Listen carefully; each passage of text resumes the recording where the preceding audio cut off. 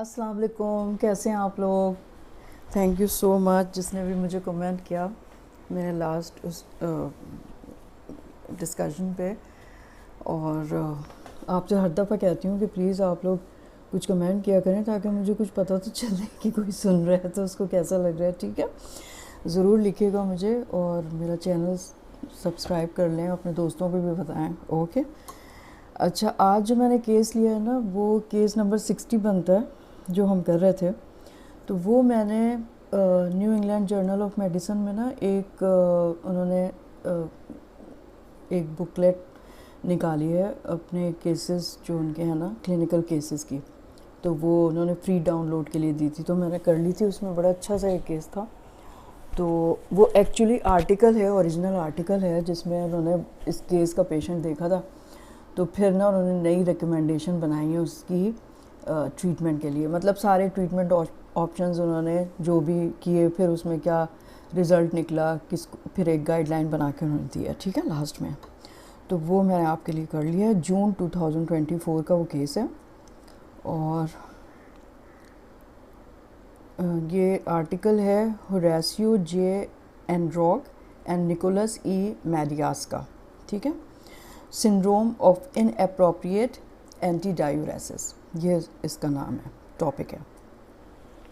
इसमें पहले उन्होंने एक विजनेट दिखाया, बताया एक पेशेंट का पूरा सिनेरियो, फिर उसके बाद उसका पूरा उन्होंने डिस्कस किया कि किस तरह से उन्होंने डायग्नोज किया, फिर क्या उन्होंने ट्रीटमेंट दी, फिर ट्रीटमेंट के क्या नतीजे निकले और अब उसकी गाइडलाइंस, और फिर आखिर में कंक्लूजन और रिकमेंडेशन दी है। ठीक है, तो हम उसको काफ़ी अच्छा है ये आर्टिकल, ताकि आपको ना ज़रा अंदाज़ा हो जाएगा इस चीज़ का।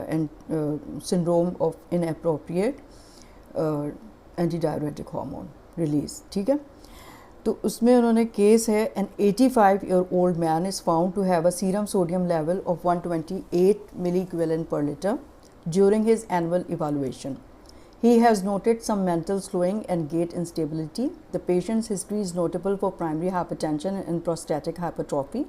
His medications include amlodipine, finasteride, and tamsulosin.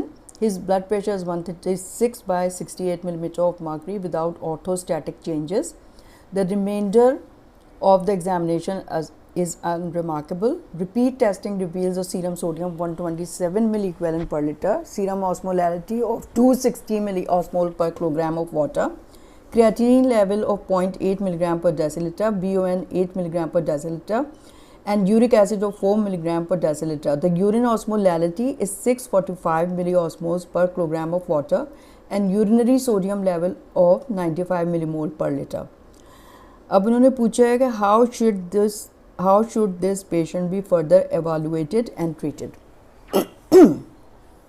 ठीक है, तो अब इसमें जो चीज़ उन्होंने बताई है ना कि मतलब 85 ईयर ओल्ड मैन है, उसका सीरम सोडियम जो है वो कम हुआ है 128, फिर दोबारा कराया तो 127, और उसको हो क्या रहा है, मेंटल स्लोइंग हो रही है, कुछ गेट डिसेबिलिटी है, इंस्टेबिलिटी है, और पेशेंट जो है उसको हाइपरटेंशन है, प्रोस्टेटिक हाइपरट्रॉफी है, उस मेडिकेशन में एम्लोडिपिन, फिनेस्टेराइड एंड टैमसुलोसिन ले रहा है, ब्लड प्रेशर उसका ठीक है विदाउट ऑर्थोस्टैटिक चेंजेस। अब इसमें देखें कोई ऐसी ड्रग नहीं ले रहा जिससे हाइपोनेट्रीमिया हो। ठीक है, कोई डायूरेटिक वगैरह नहीं है इसमें, और टैमसुलोसिन ले रहा है लेकिन ब्लड प्रेशर जो है वो उसका नॉर्मल है विदाउट ऑर्थोस्टैटिक चेंजेस, यानी कि कोई उसको हाइपोटेंशन या इस तरह की चीज़ नहीं हुई हुई, और बाकी एग्जामिनेशन नॉर्मल है। दूसरे सीरम ऑस्मोलैलिटी अब देखें आप कितनी कम है, 260 मिली ऑस्मोल पर किलोग्राम ऑफ वाटर है। क्रिएटिनिन, BON, यूरिक एसिड ये सब नॉर्मल है, और यूरिन ऑस्मोलैलिटी जो है वो बड़ी भी है, 645 मिली ऑस्मोल पर किलोग्राम ऑफ वाटर, और यूरिनरी सोडियम थोड़ा ज़्यादा है। How should this patient be further evaluated and treated. ठीक है, अब इन्होंने क्या चीज़ निकाल दी, यानी कि इसमें जो हाइपोनेट्रीमिया की कॉजेज़ होती हैं अगर आप देखें तो ड्रग्स एक्सक्लूड कर दिए इन्होंने। दूसरे इन्होंने उसका जो वॉल्यूम स्टेटस अगर आप देखें तो ऑर्थोस्टैटिक हाइपोटेंशन उसको नहीं हुआ, ब्लड प्रेशर उसका नॉर्मल है, कोई उसको डायरिया, वॉमिटिंग और ऐसी चीज़ कुछ भी नहीं हो रही है। ठीक है, यानी कि यू वॉल्यूमिया एक तरह से उन्होंने बताया हुआ है। ठीक है, अच्छा, सीरम की ऑस्मोलैलिटी इतनी कम है ठीक है। और यूरिन की ऑस्मोलैरिटी बहुत बड़ी भी है और सोडियम भी ज़्यादा है उसमें, यानी यूरिन उसको कॉन्सेंट्रेटेड बन रहा है ना। तो अगर हम देखें कि जब ऑस्मोलैरिटी अगर कम हुई हुई है सीरम की, तो इसका मतलब है कि सॉल्यूट की जो है ऑस्मोलैरिटी कम हुई भी है, तो एडीएच नॉर्मली जो है ना, एडीएच को इनहिबिट हो जाना चाहिए। नॉर्मल फिजियोलॉजी तो हमारी यही है ना कि अगर हाइपर ऑस्मोलैरिटी हो जाए तो एडीएच जो है ना फिर फिजियोलॉजिकल स्टिमुलस से पोस्टीरियर पिट्यूटरी ग्लैंड से निकलते हैं और किडनी की कॉर्टिकल डक्ट और डिस्टल ट्यूब्यूल में वाटर की एक्वापोरिन खोल देता है और फिर वो वाटर रीअब्जॉर्ब होने लगता है ताकि ऑस्मोलैरिटी जो है वो सही हो जाए। लेकिन वो होगा कब? जब हाइपर ऑस्मोलैरिटी हो ना। अब यहाँ पे हाइपो ऑस्मोलैरिटी हुई भी है, ऑस्मोलैरिटी कम है, और जो है उसको अगर एडीएच निकल रहा है, कैसे आपको पता चला? यूरिन की ऑस्मोलैरिटी आप देखें इतनी बड़ी हुई है, इसका मतलब है वाटर रीअब्जॉर्ब हो रहा है, सोडियम जो है वो यूरिन में ज़्यादा हो रहा है, तो इसका मतलब है इनएप्रोप्रिएट सिक्रीशन ऑफ एडीएच हो रही है कहीं से, ठीक है, जो फिजियोलॉजिकल स्टिमुलस के बगैर हो रही है। अब इसमें जो है ना, मैंने हाइपोनेट्रीमिया का ना ये चार्ट करंट मेडिकल डायग्नोसिस से लेके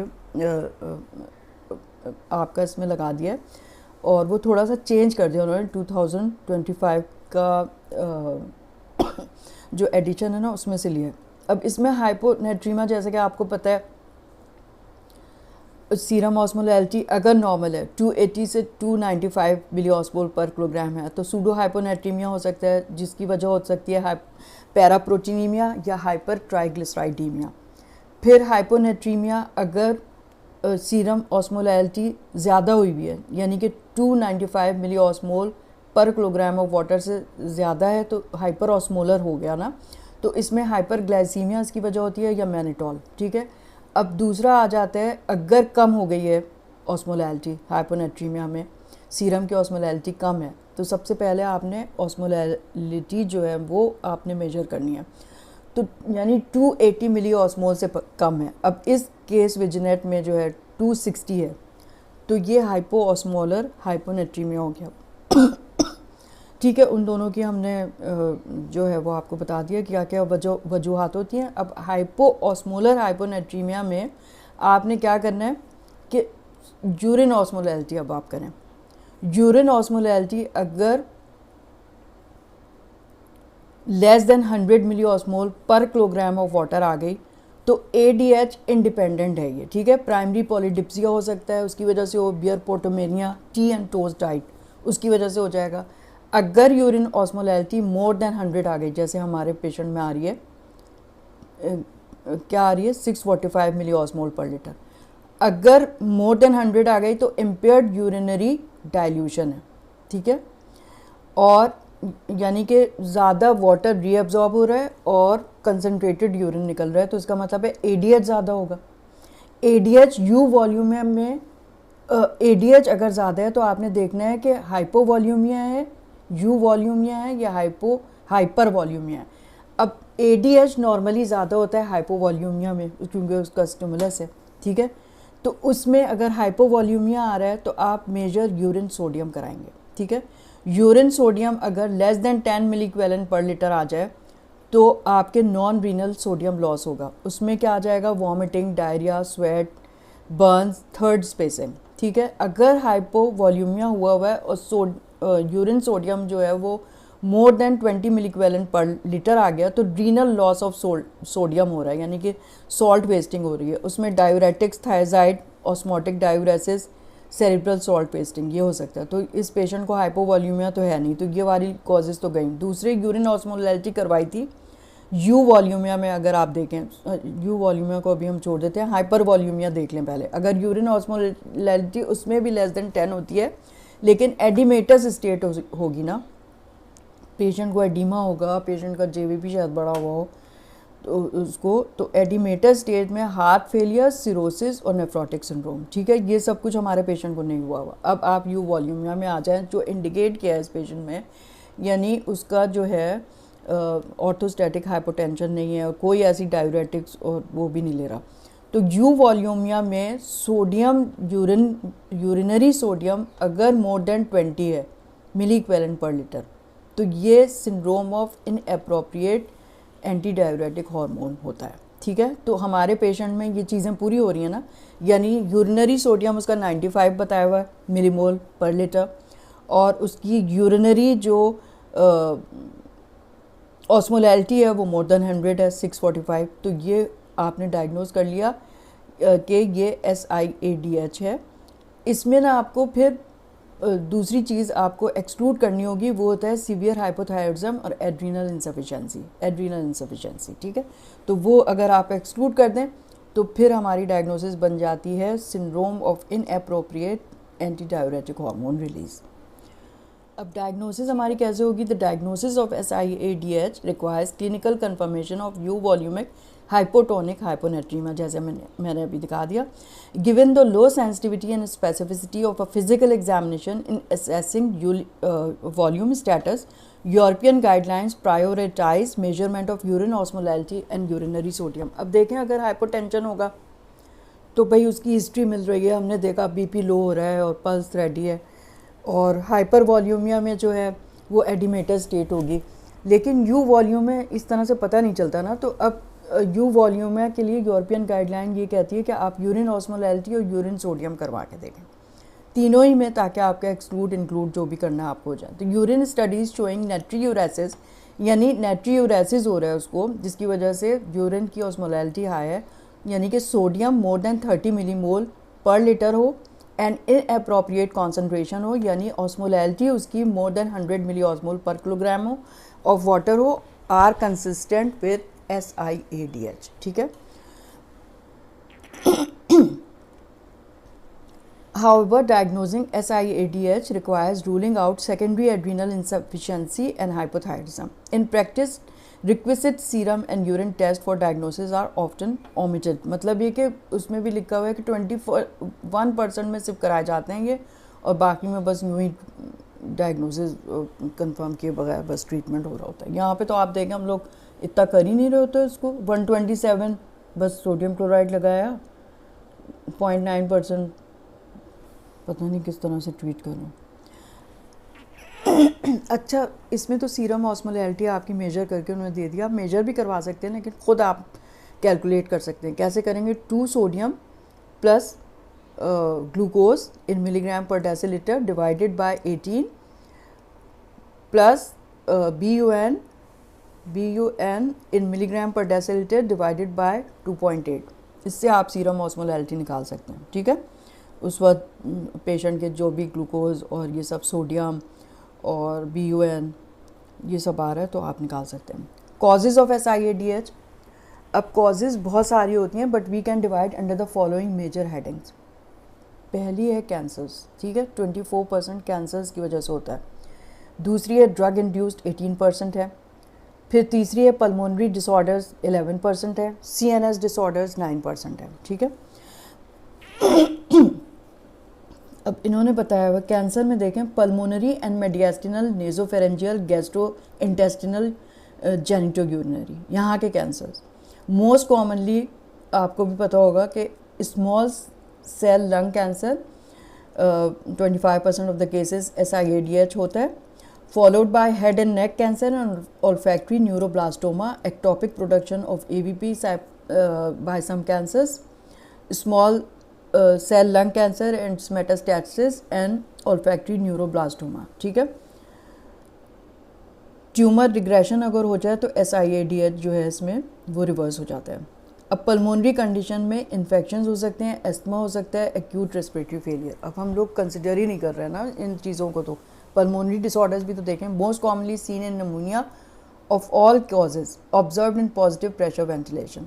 सेंट्रल नर्वस सिस्टम में मास लीजन हो सकते हैं, इन्फेक्शंस हो सकता है, सेरिब्रोवैस्कुलर एक्सीडेंट हो सकते हैं, head trauma, pituitary surgery, acute साइकोसिस। तो ये 56% ऑफ द पेशेंट में ज़्यादातर सब एरेक्टॉइड हेमोरेज में होता है, 35% with dose with sphenoidal pituitary surgery हो अगर पिट्यूटरी एडिनोमा निकालने के लिए। A rare but treatable cause of rapidly progressive dementia और लिम्बिक एंसेफेलाइटिस ये भी हो सकता है। ड्रग रिलेटेड, तो stimulants of arginine vasopressin release यानी कि एंटी डाययूरेटिक हार्मोन, इसमें ओपिएट्स हैं, आइफॉस्फेमाइड है, एमडीएमए यानी कि एक्सटेसी है, विनक्रिस्टीन एंड प्लैटिनम कंपाउंड्स। तो एनहांसर्स ऑफ एवीपी जो हैं एनसेड्स होते हैं, AVP analogues desmopressin and oxytocin, and stimulants of जो उसके रिसेप्टर्स हैं ना वेज़ोप्रेसिन के रिसेप्टर 2, एसएसआरआईज हैं, हेलोपेरिडोल है, कार्बामाज़ेपिन है, साइक्लोफॉस्फेमाइड है और क्लोरप्रोमाइड है। ठीक है, तो other exercise associated pain, stress, severe nausea, general anaesthesia, post operative state, gain of function variant, nephrogenic SIAD है, जिस होता है ना कि जो उसके रिसेप्टर्स हैं वही अनरिस्पॉन्सिव हो गए हैं, unresponsive to anti diuretic hormone के लिए। और अगर कोई भी आपको चीज़ नहीं मिल रही इनमें से तो फिर होता है इडियोपैथिक। ठीक है, इडियोपैथिक आप लेबल कर दें। अब investigations to find out the cause of SIADH। In the absence of clinical diagnostic clues, recommendations are for the following. Number 1, CT scan of the head and chest, क्योंकि सारे आपने देख लिए कि चेस्ट में डिएस्टिनल प्रॉब्लम्स हैं, डिसऑर्डर्स हैं, pneumonia है, ये सब चीज़ें हैं, लंग कैंसर है, तो आपको CT स्कैन चेस्ट से मिल जाएगा। हेड की इतनी सारी हैं, सब एरेक्नॉइड हेमोरेज हो गया और मास लीजन हो गया, हेड इंजरी हो गई, तो उसमें कवर हो जाएगा। नंबर 2, अगर पहले आपने हेड और चेस्ट का कराना है, अगर उसमें कुछ नहीं आता तो फिर एब्डोमिनल और पेल्विस का करा के देख लें। ठीक है, ट्रीटमेंट क्या होगा? ट्रीटमेंट, अर्जेंट ट्रीटमेंट जो है ना, is required for patient with SIADH who have severe symptoms of hyponatraemia. Severe symptoms क्या होंगे? सोमनोलेंस हो रहा हो गया, सीजर्स हो रहे होंगे, कार्डियो रेस्पिरेटरी डिस्ट्रेस और कोमा। अब मैंने देखा है 100 एक पेशेंट का 100 और सीजर्स में वो पेशेंट आई थी।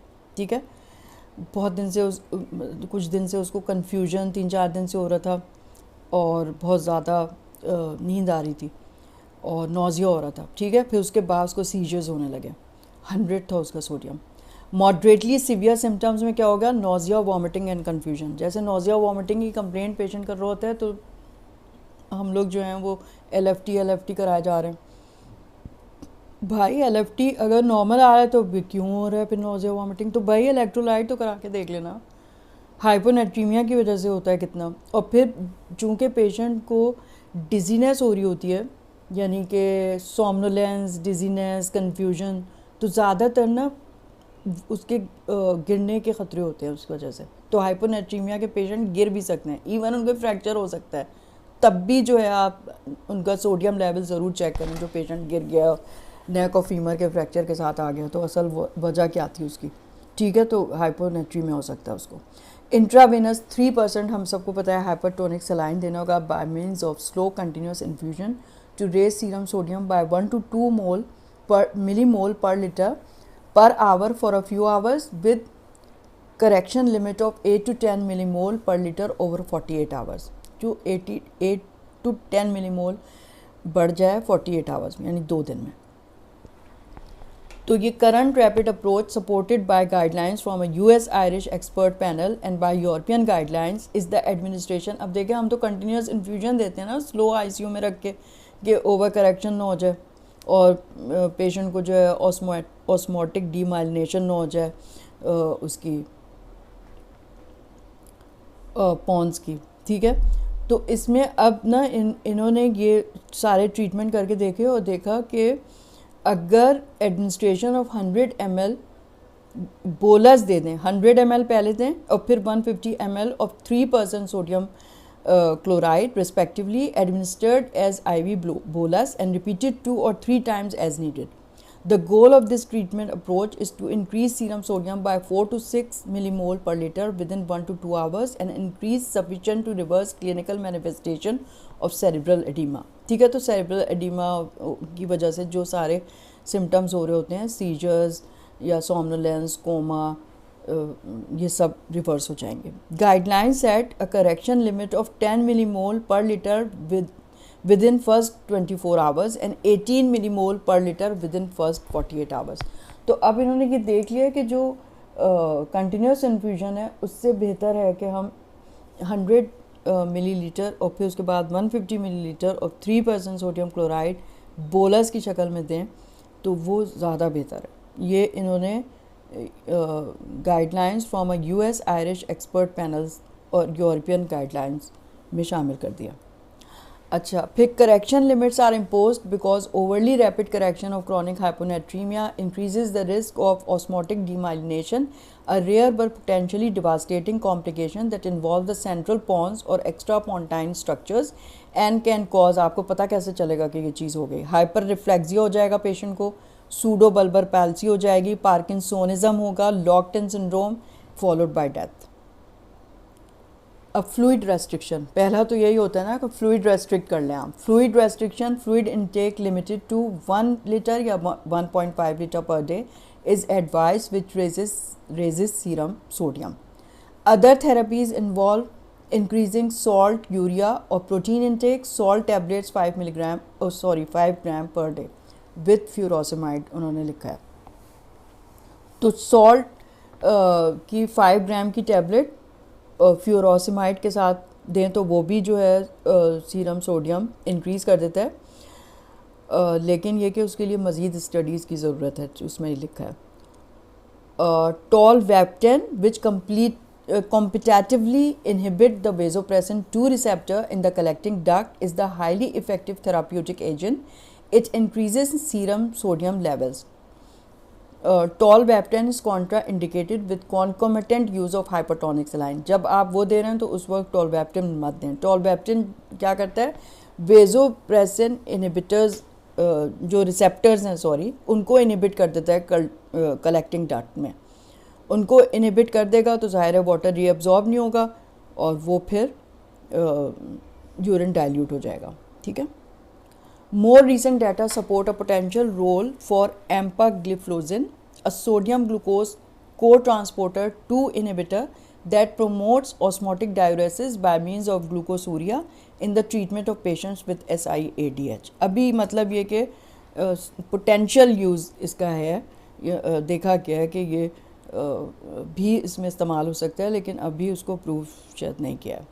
रिकमेंडेशंस अब उन्होंने कहा था, patient who is described in this vignette has hyponatraemia consistent with syndrome of inappropriate antidiuretic hormone.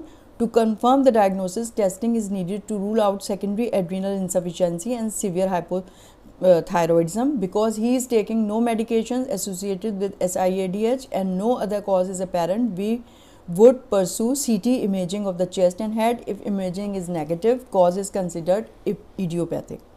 Head and मतलब चेस्ट एंड हेड कराएंगे, फिर एब्डोमिनल एंड पेल्विस कराएंगे। अगर दोनों में कुछ नहीं आएगा तो फिर उसको आप लेबल कर दें idiopathic. Given the patients hypertension and prostatism, salt tablets and furosemide should be avoided.